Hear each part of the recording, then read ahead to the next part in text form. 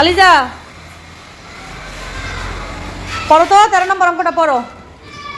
শ্রমিক 5 দিনে 3125 টাকা আয় করেন। 3 সপ্তাহে 3 কত টাকা আয় করেন? তাহলে আমাদের কি বের করতে হবে? 3 সপ্তাহে কত টাকা আয় করেন? 3 সপ্তাহে কত টাকা আয় করেন। এখানে কি এক সপ্তাহের কথা বলা আছে? আর কি বলা আছে? 5 দিনের কথা। তাহলে আমাদের প্রথম কাজ কি? সপ্তাহকে দিনে নিয়ে যেতে হবে। বসো তুমি। সপ্তাহকে কোথায় নিয়ে যেতে হবে? দিনে নিয়ে যেতে হবে। তাহলে কত দিনে এক সপ্তাহ? তাহলে 7 দিনে এক সপ্তাহ হইলে 3 সপ্তাহ, মানে 3 সপ্তাহে কত দিন? 3 গুণ 7, ঠিক না? 3 গুণ 7, তাহলে 21 দিন। তাহলে এখানে কি দেওয়া আছে? 5 দিনের কথা বলা আছে। 5 দিনের কথা বলা আছে না? তারপর আমরা কি করব? ঐকিক নিয়মে অঙ্কটা করব। করতে পারবে কেউ? তরিকুল করতে পারবা? আচ্ছা করো তো, বোর্ডে আসো। এখন অঙ্কটা করবে, তোমরা সবাই দেখবা, ঠিক আছে? আর যারা পারো তারা খাতায় করে ফেলতে পারো।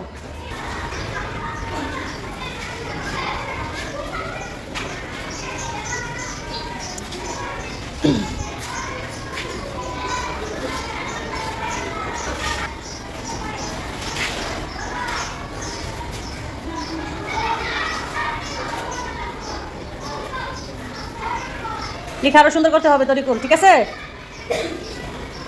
এক সপ্তাহ সমান 7 দিন। তাহলে 3 সপ্তাহ সমান কত হবে?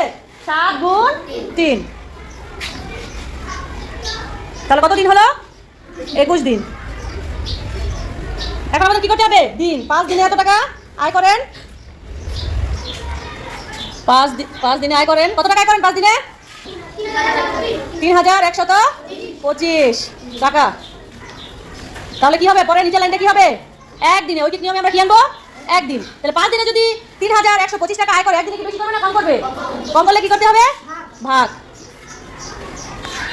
নিচে 5, উপরে হচ্ছে 3125 টাকা। তাহলে একদিনে নিশ্চয়ই কম করে। এখন কত দিনে আমরা বের করেছিলাম? 3 সপ্তাহ কত দিন? কত দিন? 21 দিন। এখন 21 দিনে কত টাকা আয় করে? 21 দিনে আয় করে কি হবে? একদিনে যদি কম করে তাহলে 21 দিনে কি করবে? বেশি করলে কি করতে হবে? গুণ।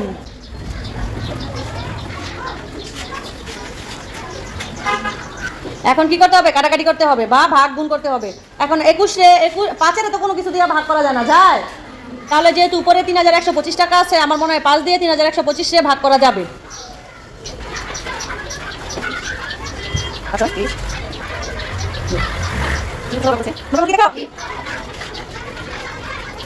625 21 দিয়ে গুণ করলে আমরা উত্তর পেয়ে যাবো। এই পাশে গুণটা করো। 25 13,100। আচ্ছা তুমি এখানে নিচে ছোট করে লিখে দাও, পর উপর উত্তর লিখে দাও। 13,125, ঠিক আছে? তাহলে আমাদের নিচে কি লিখতে হবে? সুতরাং 13,125 টাকা। সুন্দর হয়েছে। তরিকুলের জন্য একটা হাততালি হয়ে যাবে।